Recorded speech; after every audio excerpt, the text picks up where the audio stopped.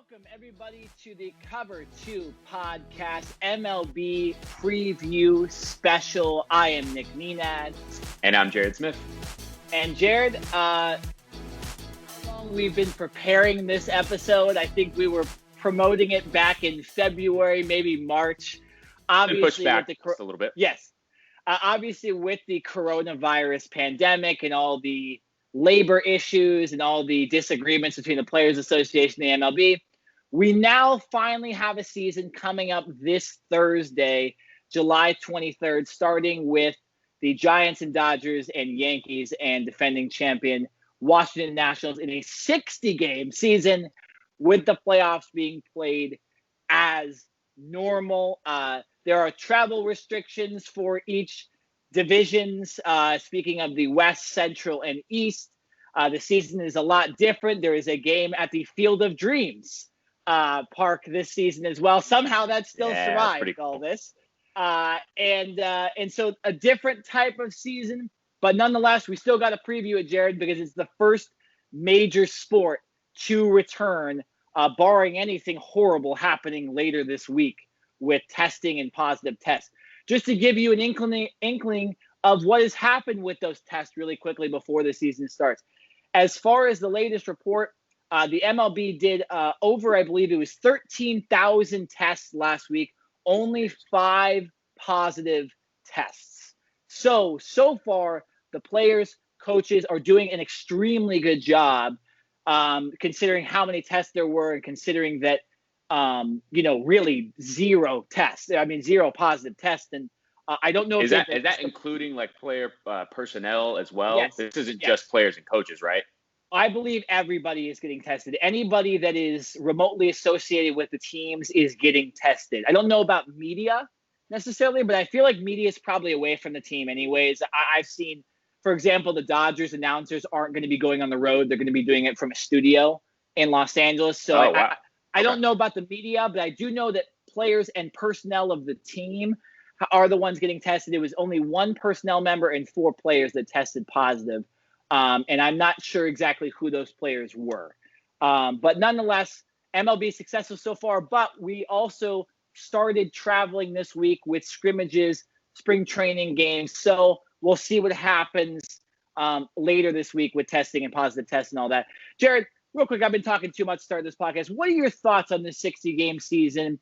We've talked about this before. We've talked about the labor issues and all that stuff. But what are your just main thoughts before we really start previewing the actual season? Yeah, 60 games is when you're used to 120 or more than that, it's including playoffs and everything.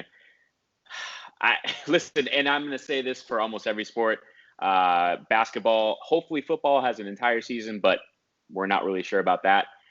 Whoever wins the World Series, does it really matter? Are they really World Series champions? No, they're not. The fact that I even have to ask that question, I know for myself there's going to be some type of asterisk. And in all seriousness, it's more than likely because at some point during this season, if the 60 games do get played out in its entirety, there will be players, star players, rotational players that end up testing positive, unfortunately, and will have to sit out for a minimum of 2 weeks while they are in quarantine recovering, right? So if you're the Angels and Mike Trout, unfortunately tests positive for the virus, that is a huge blow to the team. Now, I'm not sitting here saying that the Angels are, favored to win it or even make the playoffs. But when you think about it in that sense, if you're the Yankees and Aaron Judge or Garrett Cole test positive or, gets injured or something and misses significant time, it's not like you have so many games to make up. And so when you only have a condensed 60 games to play, I'm just finding it tough. Now, listen, I can't wait to see the sport be played, but I'm finding it tough to get pumped up. I can't wait because there's going to be so many factors that come into play.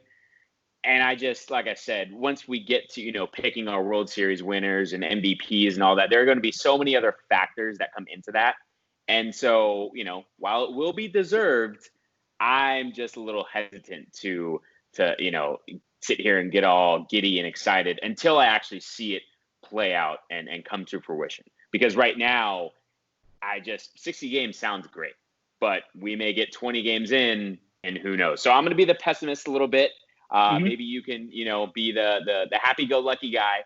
But I'm just coming at it from the angle of I'm not certain that 60 games will even be played, and if they are, there will be players of high caliber status that more than likely will miss some time, and that will have a major effect on the entire season. Yeah, no question. It's interesting in all four of the major sports and every other sport that's playing right now.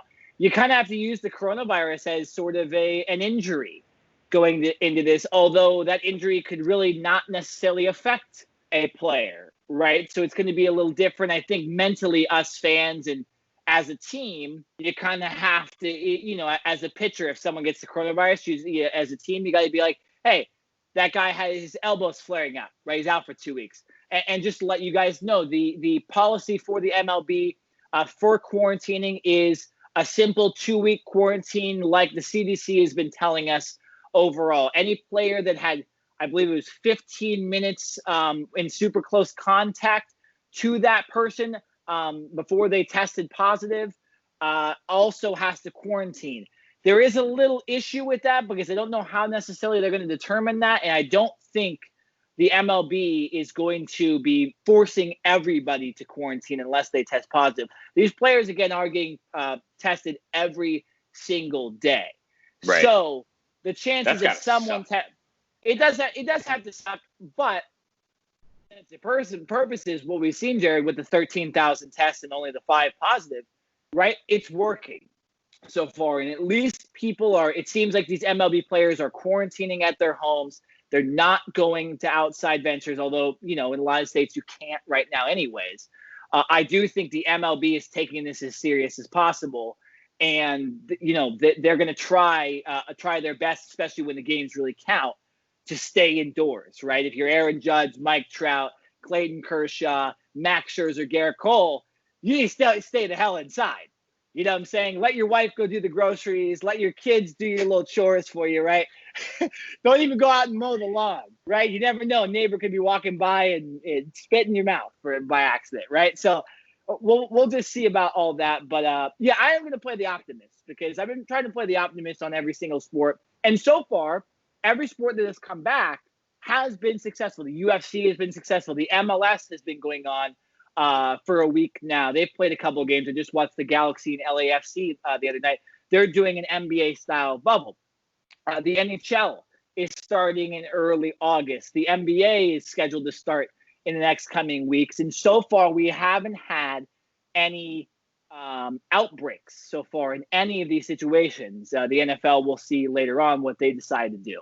But so I am going to be optimistic. I'll tell you this, Jared, about the 60 games. One of the reasons I'm excited for this is because every single game counts. I was listening to the Dodgers game on the radio yesterday, just their spring training game against the Diamondbacks. And their main announcer was talking about how normally in baseball, we call it's a marathon, not a sprint. Well, that's not true this season. It's an absolute sprint from the beginning. And whether you were projected to be last place or projected to be first place, a 5-game losing streak could be your season. Right. So No doubt. I think that if you look at it that way and the fact that every single game matters, if you turn on a baseball game on TV, on the MLB Network, on ESPN, on Fox, it probably matters, to be honest. Like the watchability of these games is a lot more than it normally would have been during this time of the year, right? We'd be talking about the trade deadline and all that stuff in the middle of the season, who's going to get who's out of the race. Jared, this is the first time ever that going into the month of September, nobody will be out of contention. First time ever in MLB history, nobody will be out of contention for the playoffs. So optimistically, I'm looking at how successful the testing's been and the fact that this will be the most exciting MLB season for most of the MLB teams going into the last 2 weeks. I can't wait, but I am a baseball fanatic, so you could call me a little biased there. Just a little bit. No, listen, but here's my thing. Of course, I'm excited to see the games. I'm just looking at it from the standpoint, first of all, can 60 games hold up, right? Because that's still more than any other sport out there potentially besides hockey, and hockey's not going to play 60 games when they re-up, right? So still 60 games is a lot. And you're right, there are travel restrictions depending on the area that you live in. But like I said, there's still so much opportunity, whether it's just injuries that typically happen in the sport or with the coronavirus and how fast it can spread. I just, like I said, if Aaron Judge and Garrett Cole go down for the Yankees, I mean, like realistically right now on paper, they have one of the best pitching rotations, one of the best overall lineups in general, right? They are favored right now to win the entire World Series last time I checked, right? So those two juggernauts go down for that team. I mean, where are the Yankees? Not to say that they don't have other players that can pick up the slack, but Garrett Cole and Aaron Judge are such dynamite players that it's tough to replace that. You can't replace that. And so then all of a sudden the Yankees slide out. You could potentially say that the Rays are maybe the next best team in that division. I think we can all agree, I'm jumping ahead a little bit, but that the Boston Red Sox, especially without Chris Sale, are probably some of the least favored odds to win that division. But you never know, right? They start off the season hot. They win a couple series in a row, and you never know what can happen. So it is interesting, and I'm excited to see it. I hope, for the sake of teams and fans and everyone, that the coronavirus testing can be kept under control, and that we don't see an outbreak. Like I said, if you test positive, you like immediately go away, and hopefully it's just one person. It's not 2 or 3 players or 2 or 3 coaches, and you start to see this rapid trend. So I will play that pessimist, but that doesn't mean that I'm not excited to see the sport come back. Yeah, no, and the one thing you mentioned too about the 60 games in the MLB, you are correct, Jared. For all 30 MLB teams to be playing 60 games this year is kind of an unprecedented thing in this coronavirus pandemic, because you're right. When you look at the NBA, you're going to have 8 regular season games and then the playoffs where each time half the teams will be eliminated. So not every single team will be playing the 30 or so games, only the teams that get to the finals and the Eastern Conference Finals. When you look at hockey, it's the same exact thing. And even the NFL, it's going to be 16, right? Pretty much no matter what. So the MLB playing 60 games in 66 or 67 days, I do think looking forward, if there is so little of positive tests, and of course we all hope that for health reasons and just for, I think, the sake of our mind, that's going to look really good for everything, right? Like not only for football later for the NFL, but when we look at just reopening restaurants and stuff like that, I mean, if we can handle an entire MLB season without an outbreak, right? I know players are going to be quarantining, but essentially they're going to be living in their own homes. They're going to be going to hotels. It's going to be fairly normal besides the 60 games in the schedule, right? And so essentially these players are just living their normal lives during the coronavirus and having to play baseball in the beginning. There's no bubble like the NBA. So I do think it'll be very, very interesting, not only with the play on the field, but to see if there is no outbreak. I think you can look at that as a positive on the entire United States, to be honest, because you can pose what the MLB has done and try to put that into so many other things. Right. And so I have a question, and this just popped in my head right now. So I think there's an argument to be made that in a normal baseball season, right, with the length that it is, a lot of people would say that baseball is one of the toughest sports to get through from start to finish, purely as an athlete, right? You can probably say hockey is obviously a very brutal sport. Football is a very brutal sport. Rugby, right? There's a lot of sports that you can put in that category, but especially people that have played baseball, like yourself, even though you haven't played in the majors, because it's so long, there's 162 games in a full season, that playing day in and day out, you get maybe 1 day off a week. So it's not like you're getting multiple days of rest plus travel and all of that.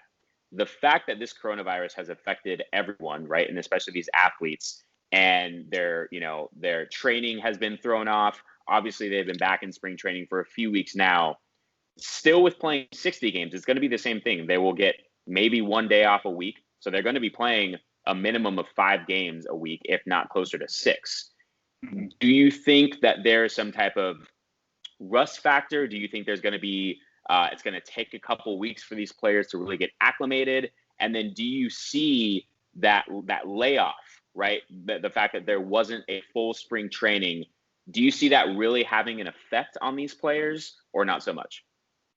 You know what? That's a really good question. And so far, it seems like a lot of the top players are ready. I saw Cody Bellinger hit a grand slam the other day. Mookie Betts has hit a couple home runs in the inter squad scrimmages. Aaron Judge has been on fire. Even Giancarlo Stanton has been hitting well. So I do think that although we didn't get to see it, these players were training. Going to looking at basketball, right? We've heard that LeBron James has been in the best shape of his life. I do think that these players have found ways, whether it's against the CDC recommendations or not, they've found ways to train and they've found ways to be ready. They did have a spring training. Yes, they did have the layoff. And yes, there will be certain players that aren't ready. But I do think they have been practicing as much as possible. And the only thing that's going to be a little different to them is the fact that there's no fans. I do think that I'd say 95% of the league is probably going to be ready when the season starts. And there'll be that 5% maybe that we're dealing with coronavirus issues or something like that came into camp late that won't be ready. And that will hurt some teams. But that will just be the way it goes, right? You still have so many games to play. One player in baseball shouldn't be necessarily determining your whole team anyway. So I do think that most teams won't be affected by that. I do think the one thing that could come out of this is injuries because I think when you look at pitchers' arms, a starting pitcher is probably going to get about 10 games to pitch. So how many times are they only going to throw 80 pitches in a game? Probably not that often, right? I don't expect Garrett Cole to go out there and mail it in the first game like he normally would, right? Hey, 80 pitches, 5 innings, you're good. We got a long season. It's not a long season. So I could see pitcher arm issues being a thing. I could see hamstring injuries. That is more what I would look towards besides players just not being ready because of the layoff. I think it's the injury factor that's going to be coming into play, as well as the positive test for coronavirus. They'll be the really big story. And I hope it doesn't happen too much because you always have the top players. We already do have Chris Sale and Luis Severino out for the season with Tommy John surgery even before all this happened. But so, we obviously want to hope that the Mike Trouts and Nolan Arenados and the Christian Yelich's don't get hurt because of the layoff. But yeah, it's definitely going to be interesting, Jared. I'm glad you asked. Right. It's interesting you mentioned when you were talking about Aaron Judge and Giancarlo Stanton and Mookie Betts and Cody Bellinger, and those are all hitters, right? You didn't mention any pitchers when you were talking about players that have so far in just the 2 games, interleague squad games that they played, have performed well. So do you think there is, if you're a hitter or a pitcher, is one or the other at an advantage with this? Or do you think everyone's kind of coming in at an even playing field? I mean, baseball's one of the sports where the crowd doesn't have that much effect. So, I mean, no, unless the player was just lackadaisical during the offseason. But I mean, it also is like the pitchers have been doing a lot of like internal pitching. Like I know Clayton Kershaw pitched on the mound against his own team in a scrimmage, but he also has been doing bullpen games and stuff like that. So yeah, I do think the hitters have the advantage because the pitchers just have seen less of the field. But I think the hitters always have the advantage in the long run. They always get to see the field more than pitchers. So I do think that, pitchers also have the easiest way of practicing in the layoff, right? Because they can just pitch to a catcher at home, and it's essentially the same thing as pitching in the bullpen. Hitters can't go in their backyard and play a full game. So I think it's relatively even when you look at it that way, right? All right. Yeah, so it's going to be very interesting. But yes, we will move on. Why don't we did take a little long on that segment, so why don't we just go straight to the National League? We are going to do our little National League preview here. We're going to go over all the divisions, kind of give you who we think is going to make the playoffs and maybe some surprise teams to make it. Jared, I will let you go first with your National League teams. I don't know how you want to play this. If you want to just give your division winners and wildcard teams and then kind of explain why you have them, or if you want to kind of give a bunch of teams you think are going to be well. Just play it how you want.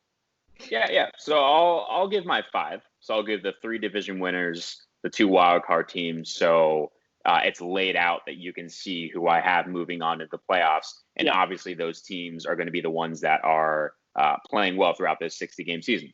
So first I've got the Dodgers, right? And other than the Yankees, I think the Dodgers have the most complete team. Even though some will say they haven't really swung for the fences and acquiring major superstar, right? Obviously, last year they didn't get Bryce Harper. This year they didn't get Rendon, who ended up going to the Angels. So they haven't really went out in free agency and spent the buku bucks to get their superstars, right? They did trade for Mookie Betts, obviously, which we know about and you've already discussed. Clayton Kershaw is still there. I do have a question for you because you are the resident Dodgers fan here. Walker Buehler is kind of like that next man up, right? Is Clayton Kershaw still the ace for that team? Is he still I get it, in the regular season, he has been so dominant. But in years past, when the postseason comes around, he just completely chokes. He's not the same pitcher. He's not the same player, right? And I feel like Walker Buehler has been so much more consistent. But yet on the depth chart right now, Clayton Kershaw is still number one. He's still starting day one. So is there, I don't want to say friction, but I mean, should Walker Buehler be the guy and because of how he has played in the last couple of years? Yes, he should. Walker Buehler is the ace, and if the Dodgers don't want to call him the ace, they need to change their minds. Clayton Kershaw also, Jared, it'll be very interesting. Obviously, we know about his playoff mishaps. He is clearly a better regular season pitcher when the pressure necessarily isn't on than in the playoffs. Kershaw has lost certain playoff series for the Dodgers. Walker Buehler has not. Walker Buehler has been awesome in the short time that he's played. In a 60-game season, how is Kershaw going to pitch when all the pressure's on, right? No fans, but still, it's going to be very interesting. From what I've heard, though, Kershaw's looked very, very good so I'm far. Sure he has. Yeah, I'm sure everyone's looking really good. Yeah, when you're playing your own team in the scrimmage, of course. But no, Walker Buehler is the ace. Kershaw is starting opening day because Buehler came into camp late. So if you're looking at that necessarily, Kershaw's technically the ace because he's the first pitcher to pitch this year, but that's only because Buehler needs like one more tune-up game to really get ready, and then he's probably going to pitch the fourth or fifth game of the season. Okay. So Buehler will still end up I had a being question because you are the Dodgers fan. I wanted to leave that up to you. I agree with you. I would put but like I said, the last depth chart that I saw, Clayton Kershaw was penciled in as the number one starter, day one starter. So interesting, and that was just from 2 days ago, the most recent depth chart that I've seen. So I thought that was a little interesting. Moving on to the NL East, I have the Braves winning the East. Now, we all know that the Nationals won the World Series last year, but the Braves have actually won the East the last 2 years. And last year they had 97 wins, right? So you have Ronald Acuna Jr., who, even though in my opinion, he's one of the best players in baseball, I'm not sure if it's because he plays for the Braves that maybe he doesn't get the spotlight that he would if he was here in LA or New York. But I think that he's an absolute stud. So I'm picking the Braves to win the NL East. And I have the Nationals potentially squeaking in a wild card. And then the Central, this is probably the toughest division to cover because you've got the Cardinals and Brewers and Cubs, who, in my opinion, any of those three teams have a legitimate chance to win the division. And then the Pirates, they're kind of that second tier. The Reds, no way. But this was the toughest division. I believe I had the Braves, Dodgers. I had the Cardinals actually winning this division. And then I have the Brewers and the Cubs as the two wildcard spots. So three teams coming out of the Central, wow. Obviously the division winner, and then the two wildcard teams both coming from the Central. Nice. Okay, so your playoff teams are the Dodgers, Braves. Who'd you say was winning the Central again? Cardinals. The Cardinals, and then you have the Brewers and Cubs, you mentioned, yes. Was the wildcard team? Okay.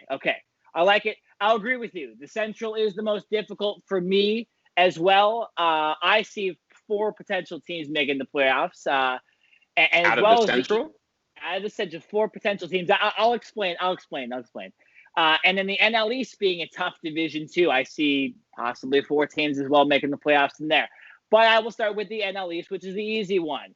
And that is because the Dodgers should. The NL West. Yeah, excuse me. Did I say the NL East? I meant the NL West. The Dodgers will win the NL West unless they play like how they play the first 60 games, which is not very good.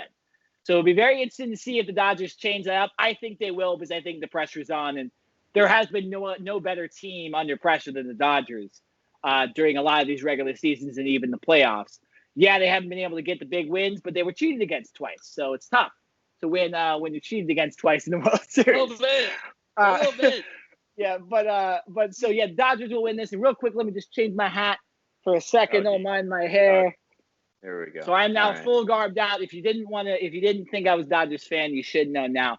When you look at the Dodgers, they're led by Walker Buehler and Clayton Kershaw. They do not have David Price this year, but the rest of their rotation is pretty solid, and the Dodgers have been often not fazed by losing a starter during the season. And knowing they don't have Price, you have that fifth guy already ready to go.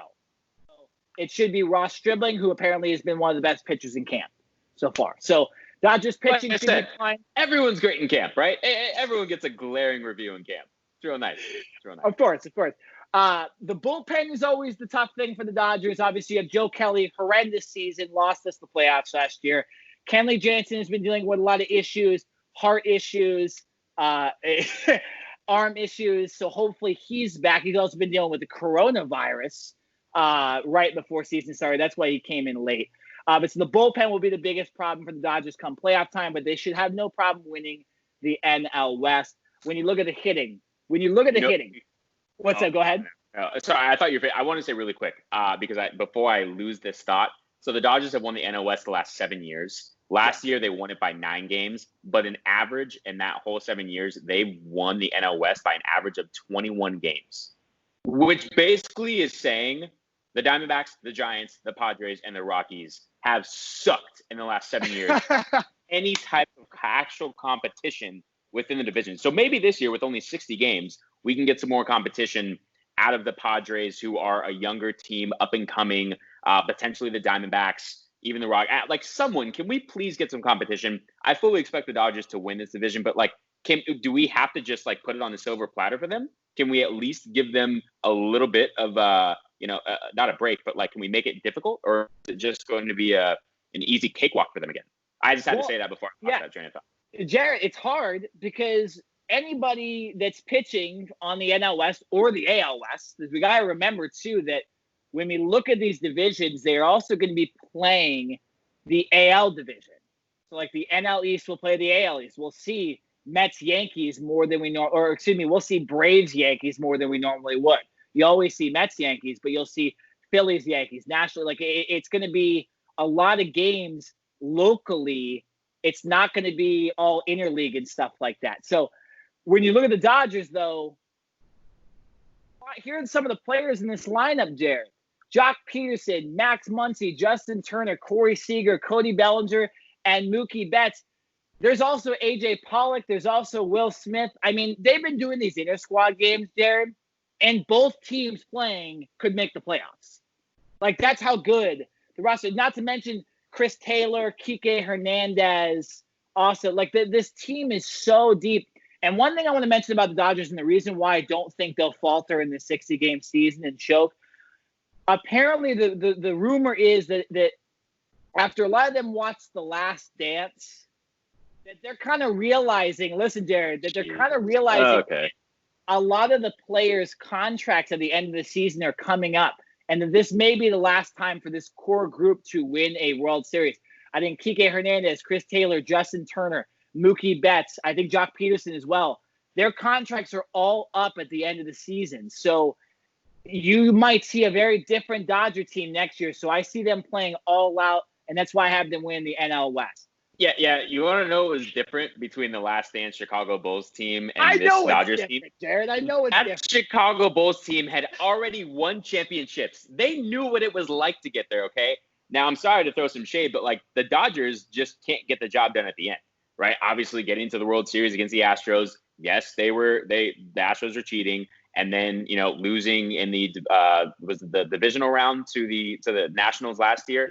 I mean, so it's like they get so close, and you mentioned they have a great roster, not many holes. They've had a great roster for the last couple of years, and they still can't get there. So I will admit, you're right. They're top to bottom, their roster is solid, but we've seen that before, and we've said that before, and you've gotten these high hopes. And then come October, I see some tears in your eyes because they don't get it done. So I'm just trying to get a little cover, a little blanket for you, just to make the fall a little bit softer, just in case they don't get there again. I'm trying to help you out. I thank you, Jared, for that because yes, last year I was very angry after the Dodgers lost in the NL Division Series. Although we did lose to the eventual defending the champions, so not that bad when you look at the long run. I was mad initially, not as bad at the end. Real quickly, just talk about the NL West. Quickly, I do see the Rockies and Diamondbacks having a chance to make the playoffs potentially because of two things. The Diamondbacks the top two pitchers are Madison Bumgarner and Robbie Ray. Two very underrated. Well, Madison Bumgarner, he's not, but Robbie Ray is a very underrated lefty. Been one of the best pitchers in baseball, just underappreciated because Arizona's more of a hitter's park. They also have a pretty solid lineup, so they do have a chance. The Rockies, zero pitching like usual, but man, do they always have one of the best lineups. And in a short season, you never know. A couple of those crazy 11 It's Colorado. I can hit a home run in that ballpark, okay? So I don't want to hear about the damn hitting. I actually might be able to hit a home run in Colorado if I were to go out there. Well, obviously, I take a couple swings 2 weeks prior. I think if I pull one down the line, I can get it out. I think I could. Now that is a home field advantage that won't be affected by this coronavirus, right? Not to say you've already said that baseball is not, fans don't necessarily impact the game like other sports like football and basketball. But you're right. In Colorado, it is probably the most hitter-friendly park in all of Major League Sports. So that right there will be a major advantage. And like you said, for obviously the NL West and then the AL West that will, be playing against the Rockies more than often, that could potentially give them a couple more wins. So that's an interesting point there. Yeah, the Western Division will be crazy because you got to go through Colorado, right? Like normally that would not happen, but it's going to happen, and it should be extremely entertaining to watch. But again, Dodgers should win. I could see them winning 40 out of 60 games too. The Dodgers should be one of the best teams in baseball. Moving to the NL Central, yeah, Jared, I agree with you. This is an extremely hard division to pick a division winner. I do see multiple playoff teams obviously coming out of this division, mainly because I just said that the NL West would have zero besides the Dodgers. I'm actually going to go with the Milwaukee Brewers as the winner of this division. When you're led by a guy like Christian Yelich, who should have won his second MVP in a row last year before he got injured, he was on pace to beat Cody Bellinger for the MVP. You got one of the best players in baseball. You have an overall good lineup. And the way the Brewers have played is often good for like this 60-game format where they use their bullpen. They pitch a guy like Josh Hader, who's their closer, for multiple innings. I see this 60-game format helping out a team like the Brewers. So I think they win the division. As far as playoff teams go, it's tough, Jared. And this might be surprising to you a little bit. I actually don't have your division winner, the Cardinals, making the playoffs this year. I just think they've been going down a little bit as far as every aspect of their game. Yadier Molina, one of their captains, is getting older. Paul Goldschmidt, he was good last year, but wasn't great at the end. They are led by young pitchers, but I don't think that will help during the 60-game season. I have the Cincinnati Reds being the other team that makes the wild card round. Yes, let me explain to you, Jared. Okay, let me explain to you real quick. They have one of the best lineups in baseball. They have a small park, and they're led by one of the best pitchers last year, Luis Castillo, who's a young right-hander. I believe he was the second pitcher to come into the All-Star game last year because of how well he pitched, and he kept that going all throughout the year. Joey Votto, Eugenio Suarez, Mike Moustakas, Nick Castellanos, multiple other really good players on this Reds team. So I have them sneaking in, not to mention pitchers like Trevor Bauer and Sonny Gray, who are their second and third pitchers. I think in a 60-game format, this helps them, and they will make the playoffs this year. So going almost completely against your predictions, but, man, I could see the Cubs making it, and I could see the Cardinals making a run, but I just think the format will help the Reds and Brewers better than the Cubs and Cardinals, who don't really have the pitching anymore. Moving on to the NL East, this is another tough one because there's a lot of good pitchers in this division. Obviously, you have the Mets, who are led by Jacob deGrom and Marcus Stroman. You have the Nationals, who are led by the three-headed monster, Max Scherzer, Steven Strasburg, and Patrick Corbin. And then you have the Braves, who also have good young pitching and a lot of good young hitting. Jared, I'm not actually going to agree with you. I think the Braves do win this division. I just think they have good enough pitching. They have a good lineup. They're led by a guy like Freddie Freeman, who is the consummate captain. Ronald Acuna Jr. is just going to get better. And they have a lot of other players that are real key for them. They did lose Nick Markakis in free agency, but Nick Markakis wouldn't have played the season anyway, so they're not going to miss him that much. So I do have the Braves winning. And here's another surprising one. I actually have the Mets being the other team in the playoffs because of their pitching. I just think they're coming into this. Jacob deGrom is one of the best pitchers in the game. He's been on Cy Young watch for like the last 5 years.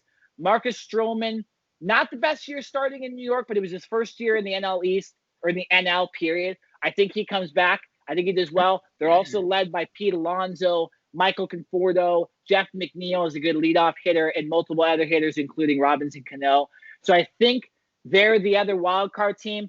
The one thing I had about the Nationals, if you're wondering, was because of how bad they started last year. I just think notoriously they haven't been the best starting team. And I think they're not going to end up being able to recapture that World Series, that World Series year they had. They're also missing Rendon. They're missing Ryan Zimmerman because of the coronavirus. They don't have the best lineup that they had last year, a lineup that really helped them win that World Series. So to just explain why they're not going to make it, I just think it's because of the fact that they start bad and their roster is depleted besides Scherzer, Strasburg, Corbin, and Juan Soto pretty much. It's a lot of other random guys that I don't think are going to be able to do the 60-game trial. But, yeah, so my playoff teams are the Dodgers, Brewers, and Braves winning the divisions, and the Mets and Reds playing in the NL wildcard game. So me and Jared's a lot different, but that's good. We've been disagreeing a lot in this podcast, Jared. I like it. We're actually debating. That's what this show is. This is a debate podcast, and I'm still. Are you sure you meant Cincinnati Reds? Right? Are you? Yes, I are did. you? And I knew okay. you would fight me on this too. I knew you would fight me on this because it's a strange pick. But I'll tell you this, Jared. When I was doing my preliminary preview in March, I also had the Reds making the wild card. I just think now with 60 games, it almost solidifies it because I think they'll shock some teams. Short park, they'll use a lot like Colorado. Like I said, I think Colorado could sneak up on a team because of their home field advantage. Cincinnati has a home field advantage as well. So I do think that the fact that they have so many good hitters will help them. And I'll explain some other teams that have a lot of good hitters that will make the playoffs that will shock you as well in the AL coming up here. But they haven't been in the playoffs since 2013. I just looked this up right now. I don't know. Like I said, maybe I didn't do enough homework on the Reds. Maybe they're a sleeper team that I need to go back and do some more research on. The Cincinnati Reds in the playoffs just doesn't seem to roll off the tongue as well. So I think that's the problem is I'm just not used to saying it because they have been so mediocre, and that's even being very generous to say. Well, Jared, what happened to bad teams though? They rebuild, right? I think the Reds are done rebuilding. That's all I'm saying. I would hope so. It's been long enough. It's been 7-8 years. You would think that's long enough. So you know what? Maybe you're right. We'll come back to this. Yeah, underrated bullpen as well for the Reds. They're led by Rafael Iglesias, one of the best closers. Amir Garrett, who's been one of the best top prospects. I think this is the year he finally turns it around, and a bunch of other very solid bullpen pieces. They have a good overall team. Maybe they don't have the best roster like the Dodgers or the Yankees and the Astros, but I just think they have a good enough one in the 60 games to make it. I'm not saying they're winning the World Series or anything, Jared. Don't get me wrong. I'm giving away there. The Reds are not winning. All right, that's fine. Make the playoffs. They might win the wild card game. We will just. So Jared, real quick, let's do our NL MVPs, Cy Youngs, and Rookies of the Year. Real quick, who do you have winning those awards before we move to the AL? Before we move to the AL, all right. For the NL, I mean, it's tough to go against Christian Yelich, like you said, should have won last year. He was my pick, obviously, before he got injured. But I'm very interested in seeing what Mookie Betts can do on a team with so much talent, right? We've seen him flourish obviously with Boston before, but now Mookie Betts gets to come into a Dodgers team. And yes, he will be one of the main guys next to Cody Bellinger, but he doesn't necessarily have to carry the load, right? Because you have Corey Seager, you have Bellinger, you have so many other guys that can step up and produce that Mookie Betts, I think there will be pressure taken off of him, and I think that's only going to elevate his game. So I would bet, I would put money on Mookie Betts because of the situation that he's going into. But I wouldn't be surprised with Christian Yelich. Jared, you stole the words right out of my mouth. I have Christian Yelich as well winning the MVP. I mean, the guy is just a monster. The last 2 years, I've seen him play personally a couple times, and every game he played again that I was there, he played well. It will be interesting, though, just to see any MVPs this season, because it really will be a guy that kind of comes out of nowhere, right? It will be a team like the Brewers or, like I said, the Reds that will just shock people, and the MVP will be a guy that just hits 20 home runs, right? Like the stats are not going to be like normal where you see, oh, God, that guy 45 home runs, batting over 300, give it to him.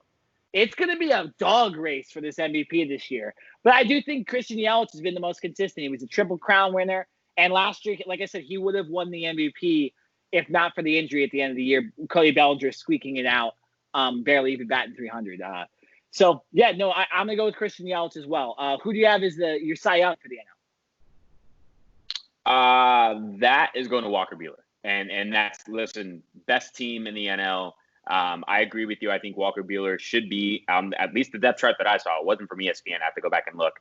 Walker Buehler should be the number one ace of the Dodgers, and I think that he will carry that team. And just like I said with Mookie Betts, because of the situation that Buehler is in, because they do have good pitching behind him, maybe not the best closing pitching, but they have a good rotation. And then because of their hitting, I think all of that takes pressure off of Walker Buehler to where he doesn't have to be perfect with every game, doesn't have to be perfect with every pitch, right? He can give up a run or two, and he can know that his team's going to come back and make up that run. So I'm going with Walker Buehler just because simply the Dodgers are the best team, and I think he will have the best collection of talent around him to work with. Yeah, I mean it's a hard pick to not go against, but I will go against it, and I'm gonna double down on the Reds. I got Luis Castillo, like I mentioned, he was one of the best pitchers in the league last year. I think it will be one of those that like people will be like, Reds make the playoffs? Oh, because of Luis Castillo. Like that's I'm telling you, this guy's a hard thrower. He's a great pitcher, and I think because the Reds will shock people, make the playoffs, he will end up winning the Cy Young. I could see Buehler, and I could also see Clayton Kershaw based on what I've heard from what he looks like as well, because I'm going to go obviously with a playoff team. And I think both awards should go to playoff teams this year. I'd be extremely surprised if it's a team doesn't make the playoffs and an MVP or Cy Young comes off that team. But I just think the games mean so much that stats shouldn't matter. It should be really about how you help your team. So that should be interesting. All right, let's move to the AL. Real quickly, let me just get my thing down. Actually, Jerry, I'll toss it to you. What is your AL analysis? Give me your 5 teams you think are going to make playoffs. 5 teams. All right. So, and I think it's very obvious. I know that I've stated it earlier. The Yankees are on paper the best team throughout all of Major League Baseball, even ahead of the Dodgers, in my opinion. They have a juggernaut offense, right? You add Garrett Cole to go along with James Paxton, Tanaka, who hopefully can stay healthy. J.A. Happ is very good. The loss of Luis Severino is huge. If they have Luis Severino, I don't know if this team loses. They might go 60-0, right? No, just kidding. They won't. Obviously, that's never happened, nor will it ever happen in baseball. Yeah. But all joking aside, Luis Severino was a big loss. But the fact that they do get Garrett Cole, their pitching on a day-to-day basis will be so tough to go against. I don't see how a team gets more than 2 or 3 runs against them, and they're going to average 4 or 5 runs a game, in my opinion. So the Yankees are the most complete team, top to bottom, and I think they easily slide in as the number 1 team in the AL. Talk about the AL West. Obviously, on paper, the Astros are probably still the best team, even though they just lost Garrett Cole, who went to the Yankees. But I'm not going to pick the Astros. I'm not even going to pick up the big playoffs. And it's because this is our show and we can do what we want. So I'm choosing to leave the Astros completely off of my playoff list. And this is what they deserve. Guess what? I was reading an article yesterday, and it was talking about how, fans were looking forward so much to going to the games and booing the Astros. Yeah. We're not going to get that opportunity, right? You're going to boo them from your, watching them on television, and the Astros aren't going to be able to feel that brunt, feel that hatred that they well deserve. So I'm actually going to go with the Oakland Athletics as somewhat of a surprise team to win the AL West. I think they have very good pitching. They're a young and upcoming team, and even last year they made some strides. So I'm going with the A's just because I'm not going to pick Houston no matter what, and that will hopefully be the last time that I say the Houston Astros throughout this entire podcast. And then in the Central, I'm going with the Twins. I think the Twins are scary. I think they have very close to the amount of hitting power that the Yankees and the Dodgers do. Their pitching to me is maybe not as great, and that might be a little bit of their Achilles heel, but I think their hitting will be able to help offset some of their pitching. So I've got the Yankees, A's, and Twins as the 3 division winners. And then my 2 wild cards, I have the Rays, who the Rays are kind of like the Cinderella team. A lot of people are kind of jumping on the Rays bandwagon. I mean, they were a game away from making it to the ALCS last year. So I've got the Rays coming out of the AL West as a wild card. And then I have the Cleveland Indians being that second wild card coming out of the Central. So those are my 5 teams for the AL. Yeah, Jared, like analysis there. I have to agree with you. I think the Yankees is an obvious pick to make the playoffs. I'll be honest, I'm not going to say they're not going to win the division, but the way that the Rays are built for 60 games with the way they use their bullpen, they're going to give the Yankees a run for their money in this shortened season. I do think that head-to-head matchups with the Yankees and Rays will determine. I think the Yankees will win those games. But, man, it's going to be close. So I do think the Rays are a wild card team, and I think the Yankees, you already gave enough analysis. They're stacked. Right. So there's no reason why they shouldn't make playoffs. And Aaron Judge is hitting home runs like left and right out in these preseason games as well. So he's hot. Stanton's looked better than ever. He's looked like his Marlin days. So it's – and then obviously you got a guy like DJ LeMahieu. It's a very good team, not to mention Garrett Cole. He's kind of good too. But yeah, so AL East, I got 2 playoff teams. Yankees win the division. Rays wild card, like you said. Where we're going to disagree, because I also have the A's making the AL West, but I'm just going to go to the Central really quickly. Where I'm going to disagree with you is the Indians making the wild card. Shout out to the Indians. They drafted my boy Milan Tolentino, who lives across the street. Oh, that's right. Right there. Right. Unfortunately, they're not going to make the playoffs, but nonetheless. This is real life. I'm not going to pick my, I'm not going to pick my teams based on that. I got the Chicago White Sox making the wild card playoffs. Jared, this team's lineup is stacked. The pitching is not that bad either. I think a lot of people look at the White Sox and they go, "Who are their pitchers?" They look at who's. I'm asking the same question. Please read it off. Okay, let me just get. I have a little book right here. I have the lineups all next to each other. I don't want to look it up online real quick. Get a little dead air. Probably just cut that part out. Because you kind of killed me with that Cincinnati Reds pick, and now you're kind of like doubling down with the White Sox again. So I'm a little curious as to what you were on when you were doing your research for this. Okay, let me explain. Okay, so because I think the Twins are stacked. They have good enough pitching. I'm telling you, man, this White Sox lineup rivals their lineup. I know the Twins hit the most home runs last year. They got guys like Jorge Polanco, Miguel Sano, Nelson Cruz. Like, Jesus, what a lineup. But listen to the White Sox. Tim Anderson. All ears. Tim Anderson's the shortstop. You remember he's the guy that threw his bat as far as he could after one of his home runs last year. Was the top player for them. Jose Abreu, Yoan Moncada, who had a great year last year, top prospect. Yasmani Grandal is the catcher. Eloy Jimenez, a top prospect. Edwin Encarnacion as their DH, home run extravaganza, and Luis Roberts, who is the top prospect in baseball. Jared, I want you after this podcast, anybody listening, to go look up the highlights of Luis Roberts' home runs in these practice games. He's like hitting them out of the stadium.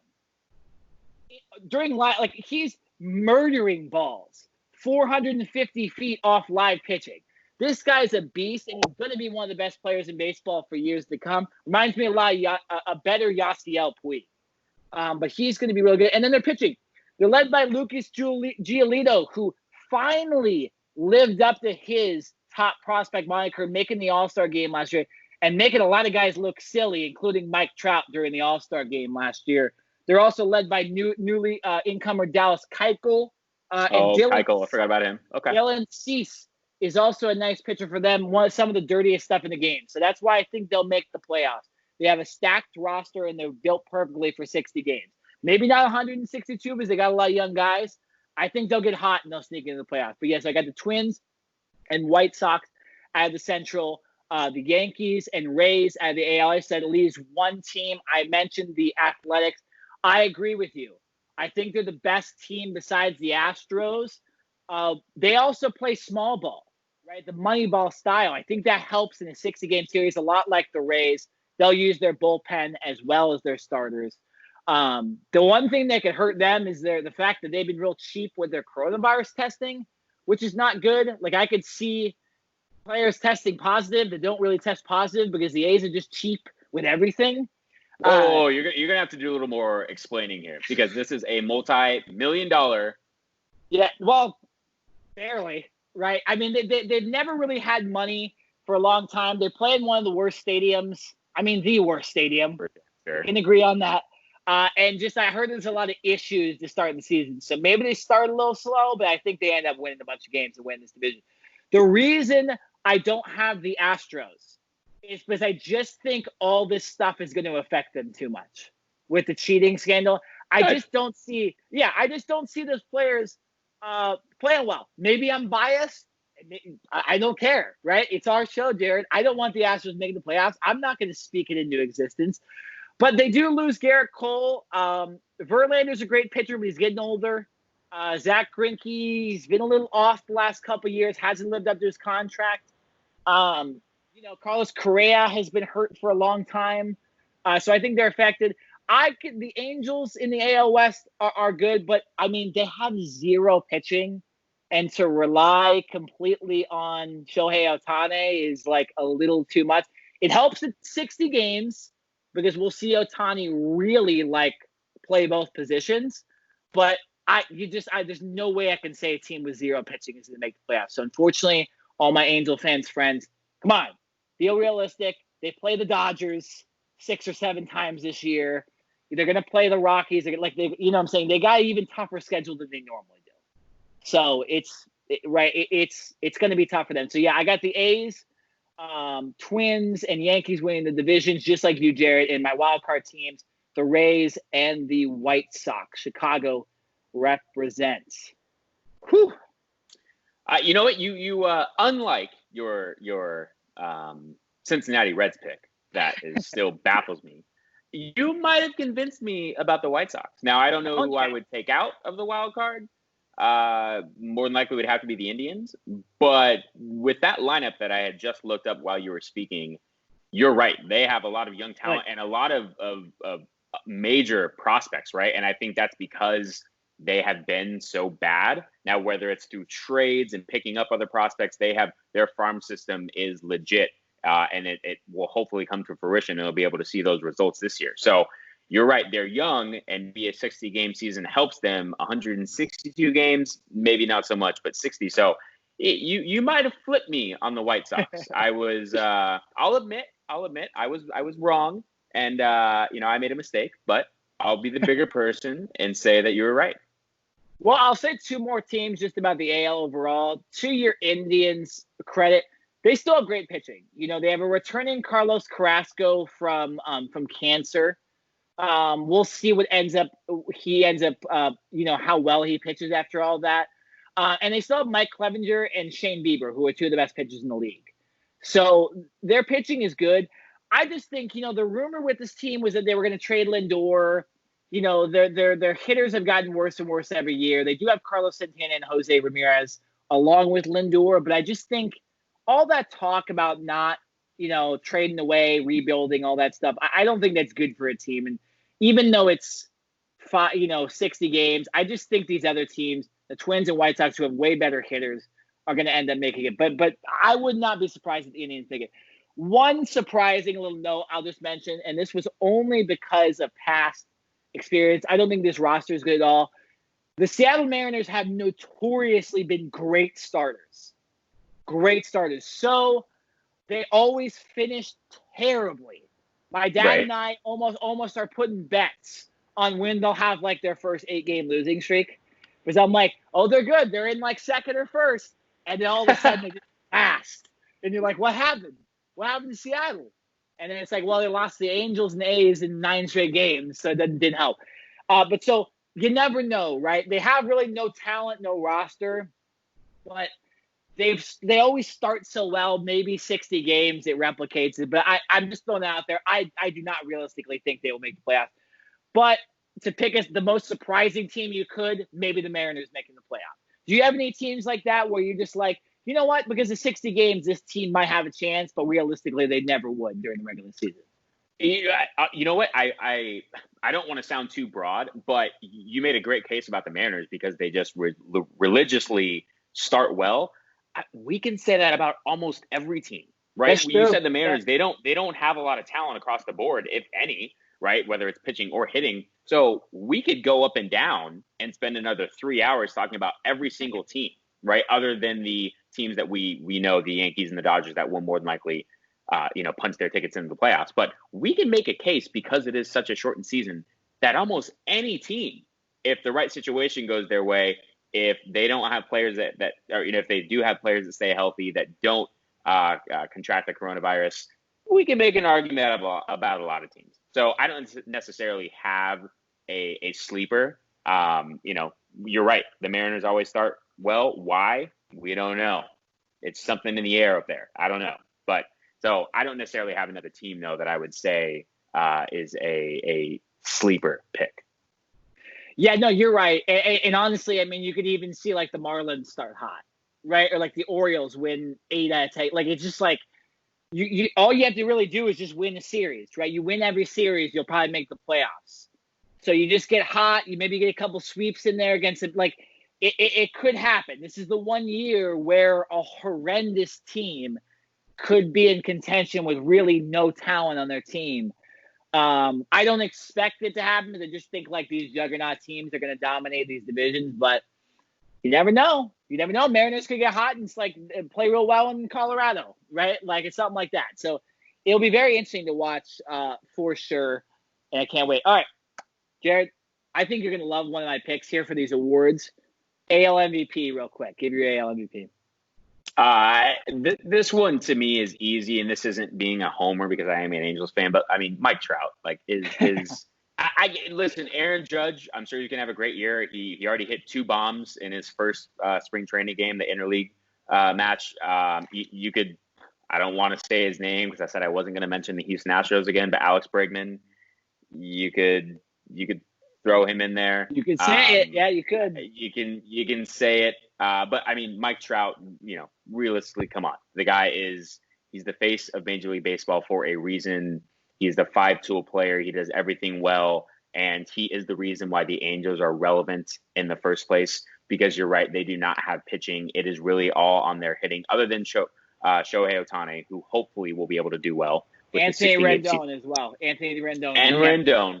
Yeah. And Rendon, yes. So hopefully Rendon can take some pressure off of Mike Trout, and that he can be a little more relaxed. But in all honesty, Mike Trout you can pencil him in as the MVP winner almost every single season.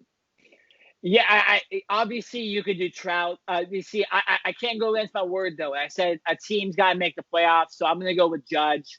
Just with how good I've seen him look to start the season, I think his stats will be up there, and obviously being on one of the best teams, if not the best team in baseball, I think it solidifies him as the MVP. So I'm going to go with him as the MVP.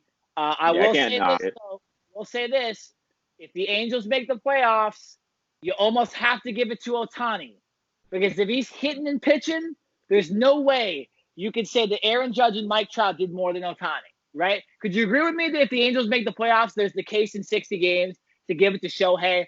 If he has 10 starts where his ERA is in the 3s or possibly ever in the 2s, and he hits like 10 home runs and bats 300, there's no way you can't say Ohtani, right? Yeah. I mean, when was the last two-way hitter? Babe Ruth. in the modern era. I have nobody. Nobody, right? So I think that's an interesting question that you brought up, and a great point. You're right. If the Angels do somehow make the playoffs, if their pitching is somehow able to hold up, yes, I think Shohei would undoubtedly be in the conversation. And that's exactly why Shohei won the Rookie of the Year. Alex Silva, shout out to him again. Alex Silva and I have been going back and forth for 2 years about Ohtani over Gleyber Torres. This is exactly why he win the MVP this year, because in 60 games, him playing like 45 games as a hitter and 10 as a pitcher, that's pretty awesome to me. And I think he should win MVP only if the Angels win the playoffs, only if they make the playoffs. And maybe he wins MVP without the playoffs if he's just that good. But I gotta go. I can't go against my word, so I'm gonna go Judge. Okay, who's your AL Cy Young? This is a tough one. I want to go Cole, but I feel like that's too easy.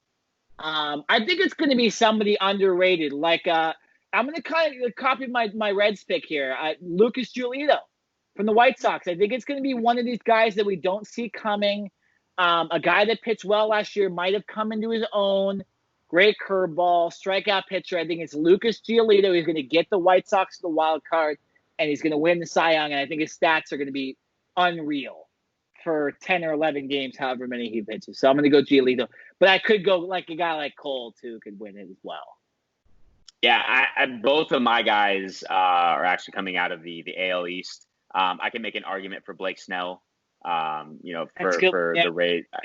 I could make an argument for him, but I think the Yankees are going to be so overpowering, and the fact that the Yankees and Rays have to play each other so often, I just think that will slightly temper the Rays pitching.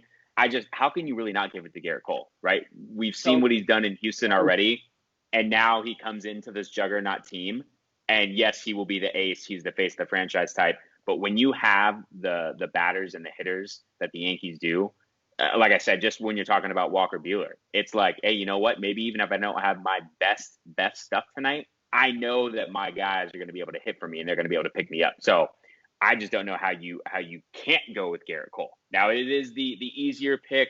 Garrett Cole is, if I'm not mistaken, the leading candidate to win the Cy Young as of this point. But it's almost just like a no-brainer, right? Like I said, we can throw some other guys in there, but Garrett Cole, come on, man. Again, yeah, I agree with you. Garrett Cole is the easy pick. I kind of want to just throw out their name. Jose Barrios as well, if he pitches well for the Twins. Another young guy a lot of people don't know. Me having the Twins making the playoffs, I could see him doing it too. And again, Shohei Ohtani. What other pitcher's going to hit 10 home run, right? Like, it's going to be very... I didn't know it. I think you're an Angels fan by how much Shohei Ohtani you're talking over here. Really? Because I'm wearing all Dodgers stuff, though, Jarrett. No, I mean, obviously, I get to see Mike Trout, Shohei Ohtani, and now Red Dome for 60 games straight. So it will... Obviously, I'm a little bit biased. But I do put up a great argument, right? That if Ohtani should win every award, to be honest, if he's pitching and hitting. Modern-day Babe Ruth. But that probably won't happen because we got a lot of old school voters that won't even vote these steroid guys into the Hall of Fame. So that's another topic for a story. Totally different. Right, man. Totally different. Wow, that was a shot right there. No, but yeah. So guys, that's our preview for the season. I mean, we got to an hour, which is crazy, but it's going to be crazy. Jared, like we've been talking about, there's many teams that we didn't even really go over that could make these playoffs. Like you mentioned, the Red Sox could sneak in. The Blue Jays have a lot of really young, good players. When you look at the NL East and NL Central, I mean, you could almost pick every single one of those teams besides maybe the Marlins to possibly the Blue Jays don't even know where they're playing yet. So let's figure that out first. Yeah, I'll tell you this one thing. I am glad they're not playing in Canada because can you imagine that debacle going into Canada every single time to play? Like with the way how restricted. Like I'm glad that I just wish Canada would let them know earlier, right? Like, come on. It's a little backhand slap from the Canadian government right there. I guess they only care about hockey up there. They got to deal with the hub. The hubs are in Vancouver and Edmonton in the NHL. So they're like, baseball, no, just go play in the U.S. We don't care. You guys have sucked since Jose Bautista hit that home run and threw his bat. But yeah, it's gonna be Too interesting. much. So that's who we have. It. Real quick, Jared, just go over your playoff teams really quick one more time, and then I'll go over mine to finish it off. Okay, so in the NL, which is where we started, I have the Dodgers, the Braves, the Cardinals as my division winners, with the Brewers and Cubs being the wild card slot ins. And in the AL, I have the Yankees, A's, and Twins as my division winners. And then I've got the Rays, and I'm going to switch. This doesn't happen often, very few times in the hundreds of podcasts that we have. You've been able to persuade me on air, but I'm going to do it. I have the Rays as one of the wildcard teams, and I'm switching my pick from the Indians to the White Sox as second wildcard team. I like it. So me and you have the same AL team, so I won't go over that. And in the NL, I have the Dodgers as well. I have the Braves. I have the Brewers winning the division in the NL Central. And my wild card teams, the New York Mets with their pitching, and wait for it, the Cincinnati Reds. So there you go. Real quick, serious pick before we end it. Who do you think ends up winning the 60-game World Series this year?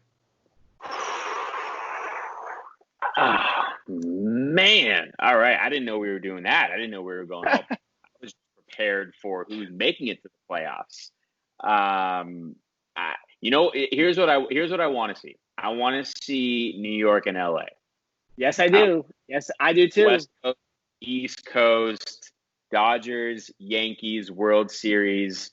You can put an asterisk next to it. That would be really cool to see. Especially in a shortened season, I think the ratings would be through the roof. And I think a lot of people, even if you're not necessarily a Yankees fan or a Dodgers fan, would enjoy that, because I think we've made the argument on this show that those are, on paper at least, two of the best teams in all of baseball. I'm going to go with the Yankees because I think they have more of a complete team, and the Dodgers, unfortunately, will continue to struggle and get to that mountaintop. Oh, you guys got to stop doing this to me, man. Everyone is such a Dodgers hater. It's ridiculous. Everyone, my friends, says they're not going to make it. Simply saying the Yankees just have a better. I mean, you can go 1A, 1B. I'm just saying I would go with the Yankees full complete roster over the Dodgers if you made me pick. Yeah, no. I think it's Yankees and Dodgers too. It's hard to go against that. I mean, even when we're doing this, we're like Yankees, obviously, Dodgers, obviously, and then everyone else is like actually a discussion. So it's hard for me not to pick them to get to the World Series. I'm gonna go to this now. We'll end the podcast on this. Jared, what Kike Hernandez say the other day? He said that it's like they feel like it's the last dance. And what happened at the end of the last dance? The Chicago Bulls won the NBA Finals. So I'm going with this Dodgers team in their last dance to win the World Series. Although, yes, their roster doesn't stack up completely 100% against the Yankees, especially in the pitching. I just think the Dodgers will will themselves after all these collapses and all these, bad taste in their mouth and all the cheating against them and all that stuff. I think, especially after hearing the results of the Astros and Red Sox, I think it will will them to win. I know the Yankees have been affected by this, but the Dodgers a lot more because you get there, it hurts a lot more. Nobody remembers losing in the ALCS.